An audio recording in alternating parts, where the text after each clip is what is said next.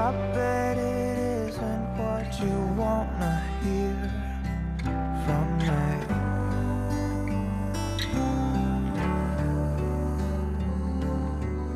No, you just wanna find some kind of lucky pill for free,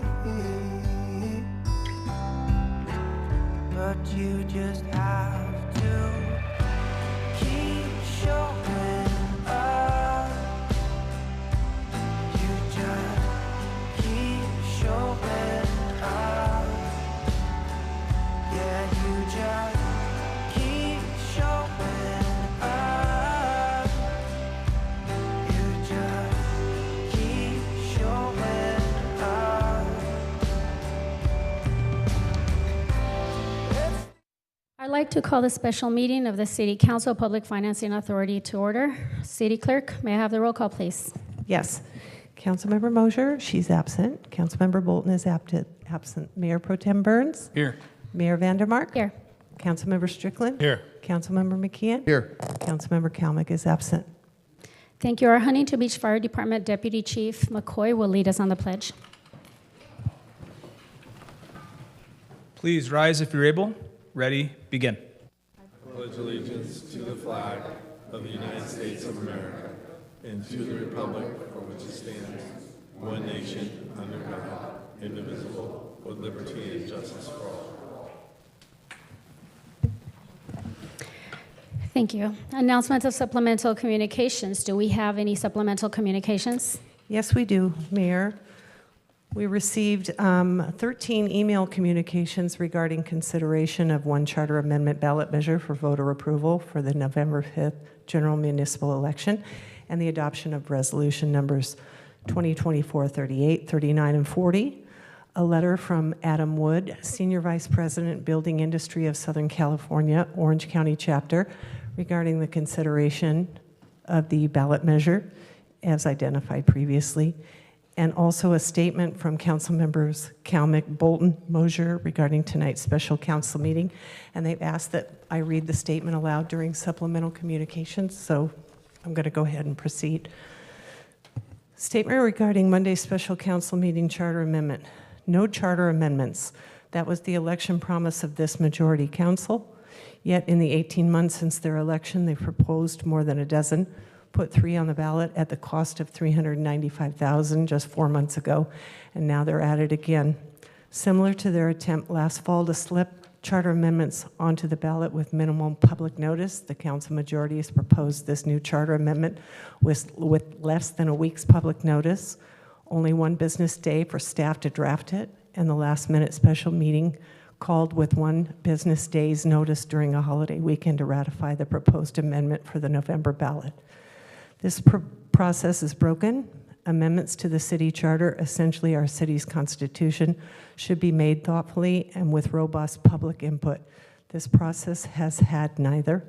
The rushed nature of this council majority's process is reflected in the proposed charter amendment itself. It's poorly drafted and likely unenforceable, suggesting its true aim is to evade state housing laws. This is a desperate attempt to avoid compliance despite the city losing its second legal challenge to state housing mandates. Adopting a charter amendment that would likely prevent the city from ever passing a housing element is likely to face court rebuke. Some may argue that voters can reject this charter amendment, but this amendment is disguised as an environmental protection measure with ambiguous language that sounds good. Huntington Beach residents' skepticism of new housing makes it likely the amendment will pass. However, the council majority's ploy will not maintain local control or fight the state.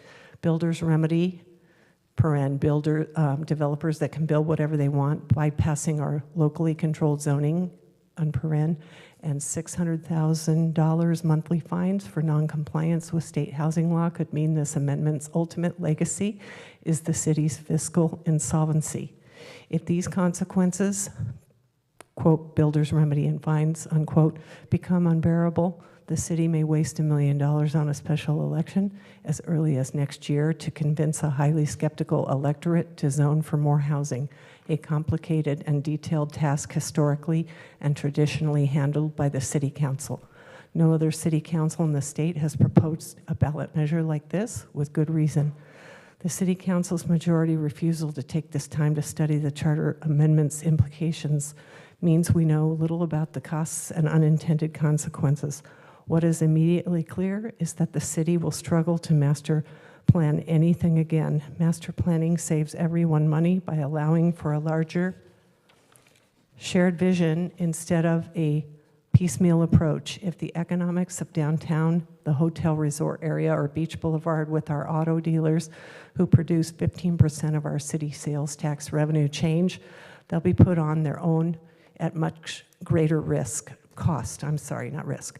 No one at the city will want to risk the time and money necessary to take a holistic plan to the voters. Our experience with Measure C, our Parks Protection voter-driven initiative adopted in response to potential building on the beach, is instructive. Only one Measure C project, the Senior Center, has gone to a vote in the nearly 20 years since Measure C passed, and it barely passed with a 50.1%. In summary, the hasty process and disregard for unintended consequences means this charter amendment will, in the end, harm the city for years to come, much like many of this council majority's action. Thank you. Okay, public comments. Do we have anyone signed up to speak? Yes, we have 6 speakers. 7 speakers. I'm going to call all of them down. Tim Geddes, Amory Hansen, Russ Neal, Pat Goodman, Adam Wood, Ann Palmer, Perry Clitheroe. Go ahead. We have 3 minutes. Yes. Good afternoon, Council. My name is Perry Clitheroe. Thank you for having me. I'm speaking today to voice my opposition to this charter amendment. First, we must recognize that voter participation is already alarmingly low in local elections. Expecting voters to conduct thorough environmental review is unrealistic and burdensome. The complexity and nuances of such decisions require time which most residents do not have as they work, pay their rent, raise their families, and live their lives. Secondly, charter amendments demand a higher standard due to their difficulty of appeal. A poorly crafted law can be easily reversed by a future city council, but a bad charter amendment can hinder our city's development and progress for decades. The permanence of a charter amendment necessitates caution and careful consideration. Calling this meeting on Friday after July 4th, when huge swaths of people are out of town, to deliberate today, the very next Monday, shows a lack of concern for this awesome responsibility. Third, this amendment risks politicizing future development. I already think this plays too big a role in our local politics, and it's one of many reasons why I support relaxing our zoning laws. It opens the door for corrupt and manipulative campaign practices to take root, as development decisions become battlegrounds for political interests rather than community benefits. In our current context, this amendment is a misguided attempt to stall the construction of new housing during the middle of what is the great housing shortage. It hinders the ability of the free market to allocate housing appropriately and will exacerbate the crises that we face. Comparisons to cities like Yorba Linda miss the mark. Our circumstances are different. Their average 10-day forecast right now is 88 degrees, and they are built into a mountainside. They don't have the space that we do. Our average 10-day forecast is 77 degrees. And we are, let's be honest about it, a concrete jungle built out during the housing boom of the 1970s. We are a great place to live. Our workers, veterans, seniors, and young families face rising rent burdens and homelessness. Due to Prop 13, our city budget requires new development to ensure that revenues keep up with inflation. This amendment will hollow out our economy and leave it desperate for workers both public and private. It will force cuts to services and raise taxes on our business and our residents. This amendment is a catastrophe in the making. I urge you to refrain from putting it on our ballot. Thank you. Mr. Geddes, just a second. I need to read this statement. At this time, the City Council will receive comments from members of the public regarding topics included in the special agenda. Individuals wishing to provide a comment may do so in person by filling out a request to speak form delivered to the City Clerk. All speakers are encouraged but not required to identify themselves by name. Each speaker may have up to 3 minutes unless the volume of speakers warrants reducing the time. Please note that the Brown Act does not allow discussion or actions on topics that are not in the special agenda. Members of the public who would like to speak directly with the council member on items not on the special agenda may consider scheduling an appointment by contacting the City Council's Administrative Assistant at 714-536-5553 or emailing the entire City Council at city.council@surfcity-hb.org. While the City Council welcomes public involvement and supports and defends free speech, the City Council rejects comments from anyone that are discriminatory, defamatory, or otherwise not protected free speech. Those comments will not inform nor be considered by the City Council and may be the cause for the mayor to interrupt the public speakers. Such public comments may not be consented to or otherwise adopted by the City Council in its discussion and findings for any matter tonight. Go ahead. Good day, Mayor and City Council. My name is Tim Geddes, homeowner, parent, 40-year resident, and former history and government teacher. First, I would like to reiterate everything that Perry just said because you can't ignore these unintended consequences of rushing something like this and making the same mistake you did with Measure A, the same mistake you did with Measure B. Anyway, one of the hallmarks of an authoritarian regime in order to, in effect, fake justice is the show trial. A show trial is a public tribunal in which the guilt or innocence of the defendant has already been determined. It is held with the intention of influencing or satisfying public opinion rather than ensuring justice. In municipal settings, it is used to ostensibly comply with civic protocols with the aim of either conning the public or deflecting blame and criticism from possibly unpopular or overly complicated verdicts rendered by local decision makers. This special meeting, ladies and gentlemen, is a show trial and should be condemned as such, and you see 3 members of the City Council absent because that exactly is what it is. Most everyone here and at home on both sides knows this and realizes this is just another attempt to weaponize our city charter for partisan political purposes. Its egregiousness is compounded by using environmental concerns as justification for the hoodwinking efforts. Rezoning the Magnolia Tank Farm property, which clearly jeopardizes our coastal environment and surrounding single-family neighborhoods, including my southeast area location, in order to facilitate development to a supportive applicant belies all supposition that this charter amendment is about environmental concerns, especially permanent ones, as bemoaned by Councilmember McKeon previously, permanent ones. This council majority should be ashamed at this Stalinist attempt to fool us. Das Vidania, comrades. Thank you. Next speaker. Thank you, Madam Mayoress. My name is Mr. Amory Hanson. I'm speaking tonight in strong support of Item 1, the Mayoress and Councilman Burns and McKeon's item, proposed charter amendment.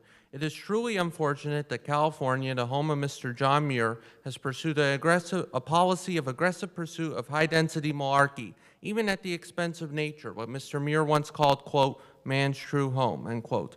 This item will ensure that Huntington Beach's long legacy of environmental protection is continued and that we, the people, continue to conserve the natural resources of California.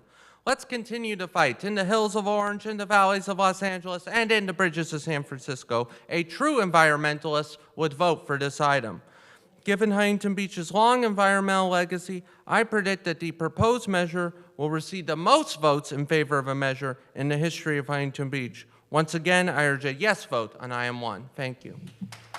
Thank you. Next speaker. Good afternoon, Mayor Vandermark and council members. My name is Russell Neal, and I live in Huntington Beach. Our Fab Four have decided to fight our state government's tyrannical housing mandates. This is the right thing to do, and I support it.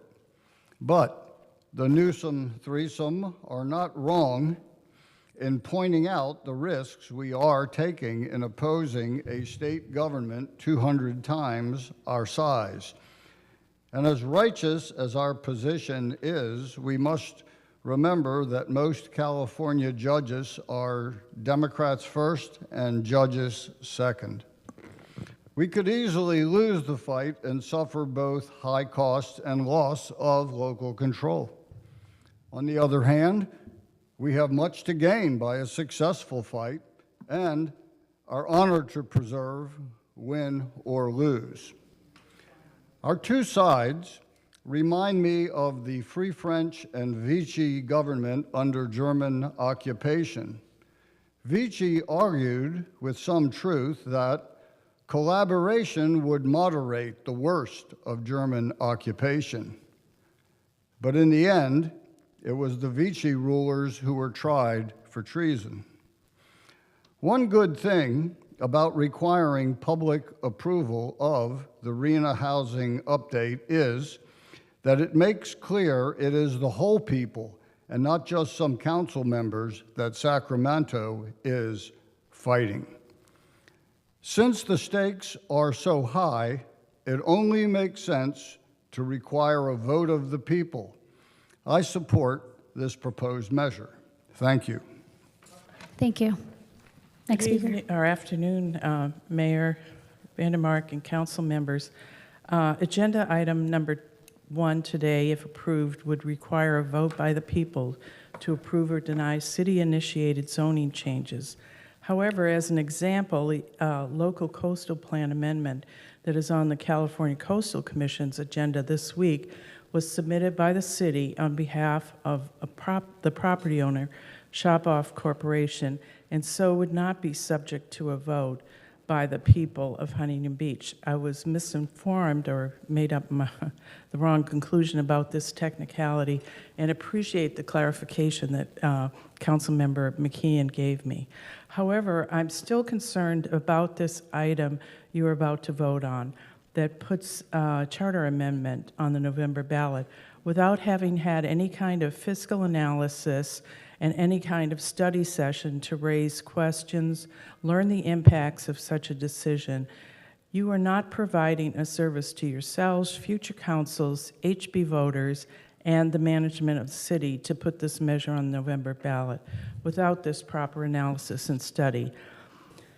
What are the upsides and downsides, as we say in business? If this measure passes, who benefits from it? Who doesn't? Please delay this vote until we have more time to review its impacts.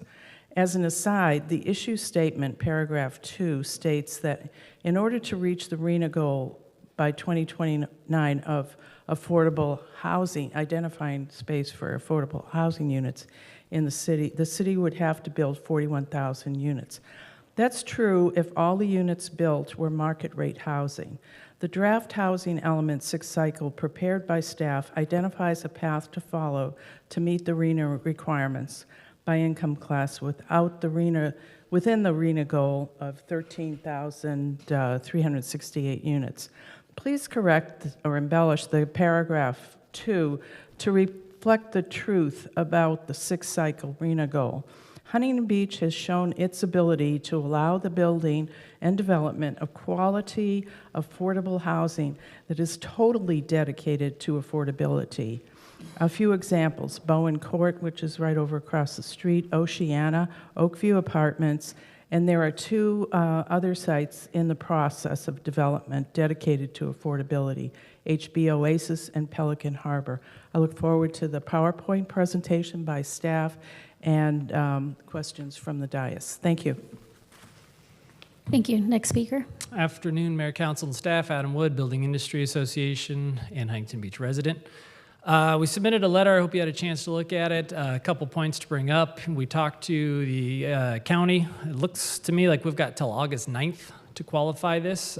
We can move forward at that point. So I'm not 100% sure why we're doing this as a rush job over the 4th of July weekend. A little concerned about the process.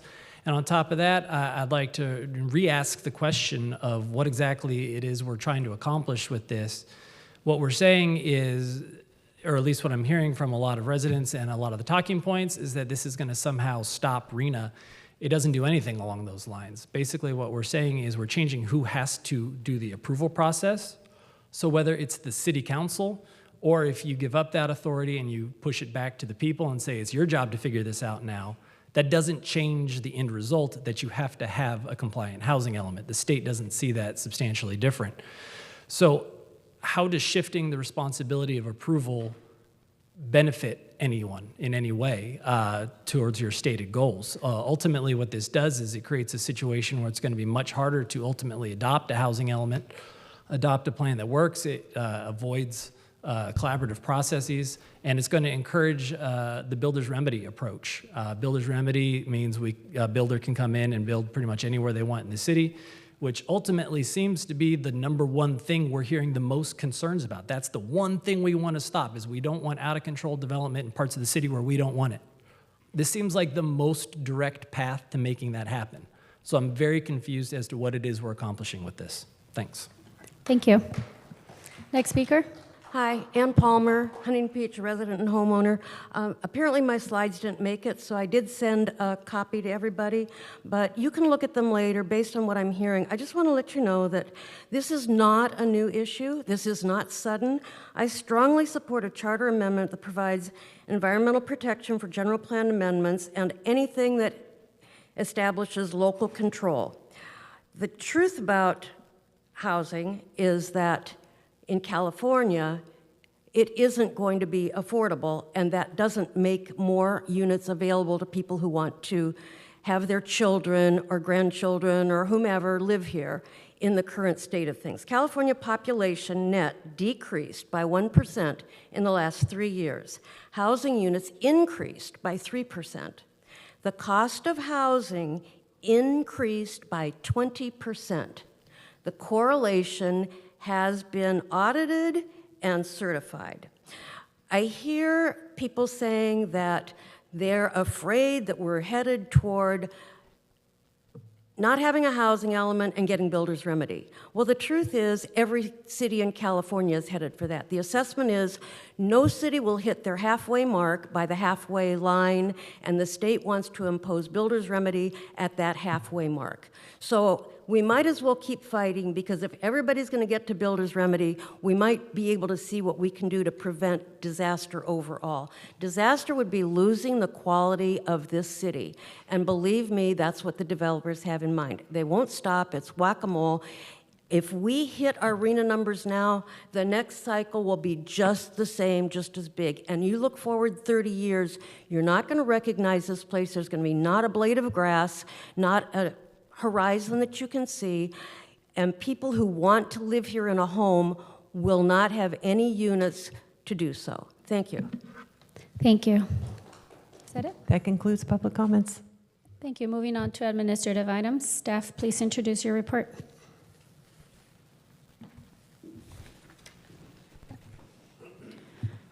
Good afternoon, Mayor and City Council. I'm here this evening to introduce a proposed charter amendment measure relating to environmental protection. On July 2nd, 2024, Mayor Vandermark, Mayor Pro Tem Burns, and Councilmember McKeon submitted a councilmember item to place on the ballot a proposed charter amendment as referenced below. The City Council directed staff to bring back a proposed November 2024 ballot initiative within 30 days for City Council approval. Staff returns today with the following proposed charter language for your review and consideration.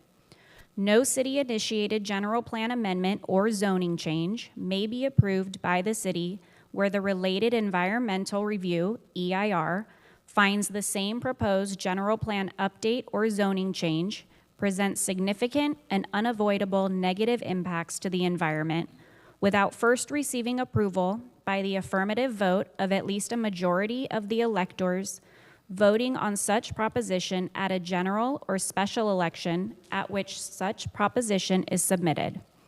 City planning and zoning is a local municipal affair beyond the reach of state control or interference, a local activity reserved for the city and its people, not the state. Should the City Council approve for this item to be placed on the November 5th, 2024 ballot, staff proposes the following ballot question for your review and consideration. Shall proposed Charter Amendment Number 1, which would amend the city charter to state that city planning and zoning is a local municipal affair and require voter approval of city-initiated general plan amendments or zoning changes when such items present significant and unavoidable negative impacts to the environment, be approved? Yes, no. The recommended action for City Council consideration is to consider the proposed charter amendment ballot measure, ballot language, and exhibits for placement on the November 5th, 2024 general municipal election for voter approval, and adopt resolution numbers 2024-38, ordering the submission to the qualified electors of the city a certain charter amendment measure relating to environmental protection at the November 5th, 2024 general municipal election, 2024-39, setting priorities for filing written arguments and impartial analysis. And as part of 2024-39, does the City Council wish to authorize designees to author arguments in favor or in opposition of this measure? And 2024-40, filing of rebuttal arguments. And with that, staff is available to answer questions relating to this action. Councilmember McKeon. Thank you, staff. I don't have any questions because that's exactly what we had discussed last week, so I appreciate you guys coming back with that language. I think it's very tight. Just want to reiterate that the genesis of this occurred last year when we were sworn in, and immediately we're being forced to zone for the state mandated 13,368 housing units, 8,000 of which have one of three levels of affordability. So Pat, to answer your question, if you take those 8,000 units, there's a 20% inclusionary rate, so projects have to have 20% affordable. Take those 8,000 units divided by 20%, you get the 41,000 units it would require to meet that 20% inclusionary rate. And as part of that, we were forced as council members to sign what's called a statement of overriding considerations, which basically says that we feel that the zoning of these 13,368 units was more important than the significant negative impacts to the environment. And I personally was appalled by that. I couldn't believe that our speech was being forced to make a statement that I fundamentally disagree with. And as I said, in many cases, that's permanent negative impacts to the environment that cannot be undone. For those 41,000 units minimum is half of our current housing supply. We have 81,000 units. So now added another 50%. We have finite resources. We have finite amount of roads, infrastructure, water table, air quality, traffic. All those things, in some cases, permanently negatively affect our environment. I personally believe it's too important to be left up to a majority of 4 council members. So this proposed agenda item puts it back into the hands of the residents and voters who this will affect for, like I said, in some cases permanently. And it's very tight in that in order for this charter amendment to be applied, it has to hit 3 very high levels of a threshold. So number 1, there has to be a city-initiated general plan update or zoning change. So to reiterate, a city-initiated general plan update or zone change. So very importantly, this will not affect any private sector projects that pursue a zone change or a general plan update.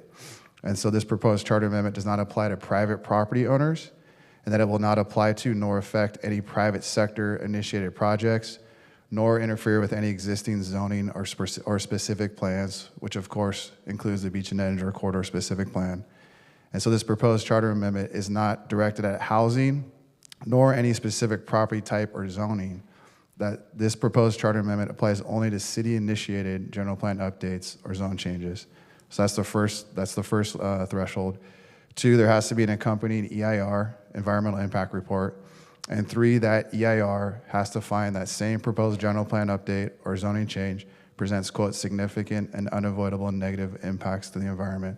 If those three thresholds are met by this city-initiated general plan update or zone change, they would then go to the voters to make that ultimate decision. So I just want to make that clear. There's been a couple of questions, but this does not affect any private property owners or private sector projects. Thank you. I'd like to move the item as recommended. I'll second. On item C, I believe it would be Councilmember McKeon, Mayor Pro Tem Pat Burns, and I who would work on the supporting written arguments. Yes. No further questions? All right, we'll go ahead and vote. Councilmembers Mosier and Bolton are absent. Mayor Pro Tem Burns? Aye. Vandermark? Yes. Councilmember Strickland? Aye. Councilmember McKeon? Yes. And Councilmember Kelmick is absent, so the item was approved 403. Thank you. Given that we're done, do I have a motion to adjourn? Adjourned and we're adjourned.